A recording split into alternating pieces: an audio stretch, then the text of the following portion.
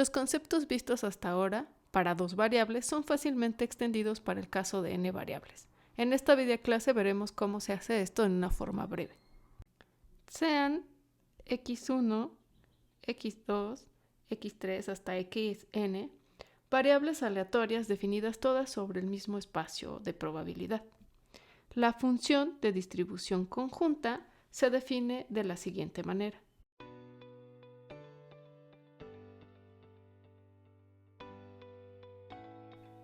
Una función no negativa f minúscula es llamada la función de densidad conjunta si se satisface la siguiente igualdad.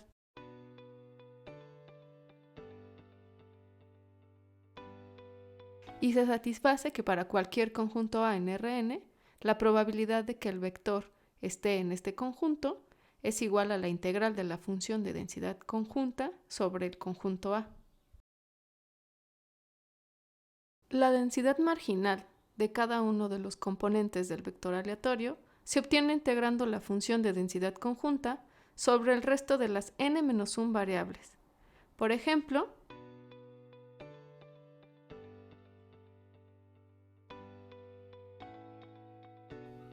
una condición suficiente para la independencia es que la función de distribución conjunta sea igual al producto de las distribuciones de cada uno de los componentes del vector aleatorio. Y en el caso de la existencia de la función de densidad conjunta, también se satisface que ésta es igual a todas las densidades de cada componente del vector aleatorio. Como ejemplo, veamos la definición de los vectores gaussianos.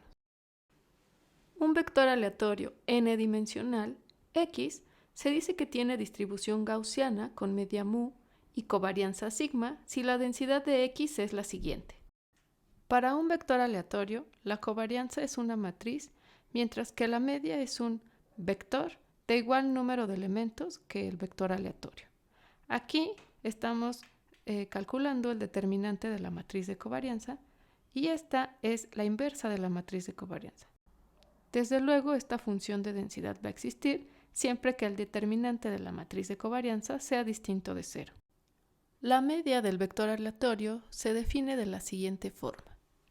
Aquí, cada uno de los elementos de mu es mu i y es igual a la esperanza del componente i de nuestro vector aleatorio, mientras que la matriz de covarianza se define de la siguiente forma.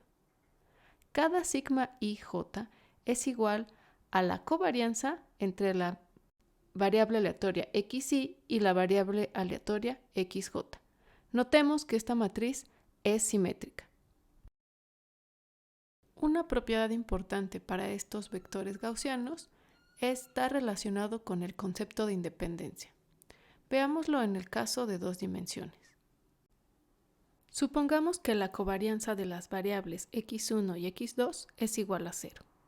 En este caso, cuando calculamos la matriz de covarianza, resulta que es una matriz diagonal, ya que en su diagonal principal son los únicos componentes que podrían ser distintos de 0.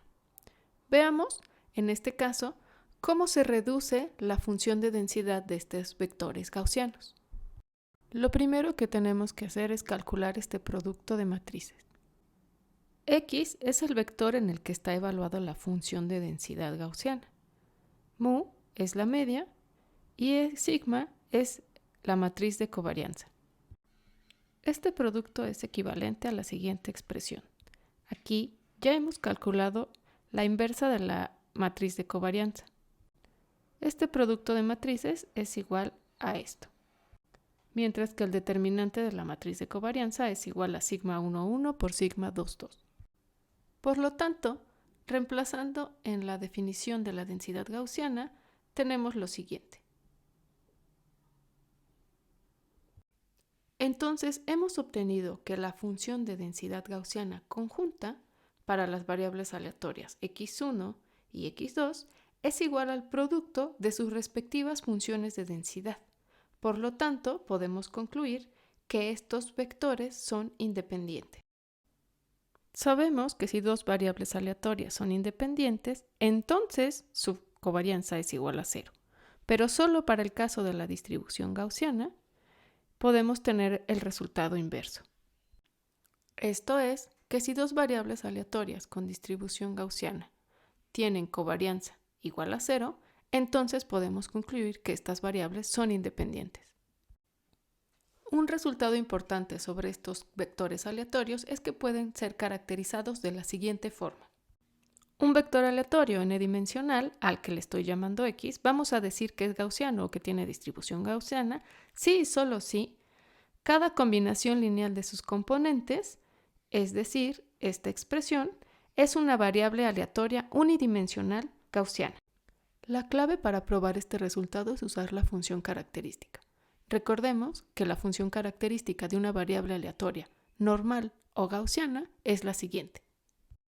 De forma equivalente pero con un poco más de trabajo, la función característica para un vector gaussiano es esta, donde A es un vector de números reales.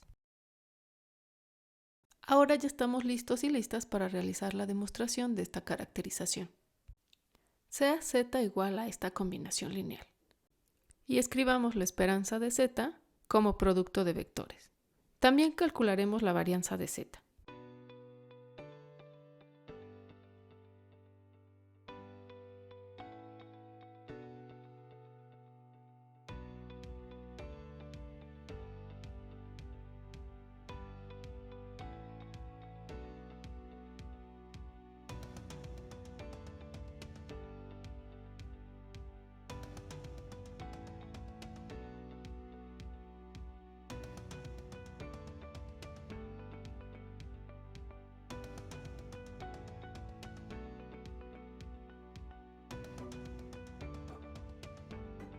En esta parte usaremos la notación de la matriz de covarianza, es decir, covarianza de xy, xj es igual a sigma y j, mientras que la varianza de xy es igual a sigma y y. No es difícil darse cuenta que esta suma es equivalente al producto de las siguientes matrices.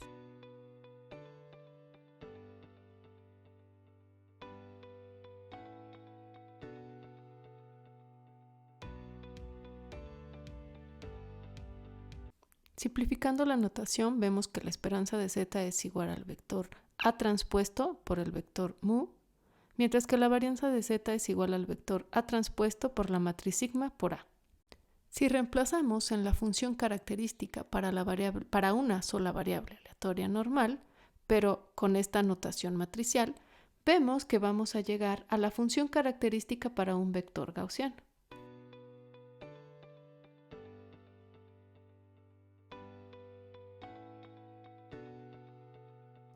Recordando que el teorema de caracterización nos dice que si dos variables aleatorias tienen la misma función característica, entonces son iguales en distribución. Si tenemos que un vector gaussiano tiene esta función característica, haciendo todo lo que habíamos hecho para calcular la esperanza y la varianza de z, podemos concluir que z es una variable aleatoria normal.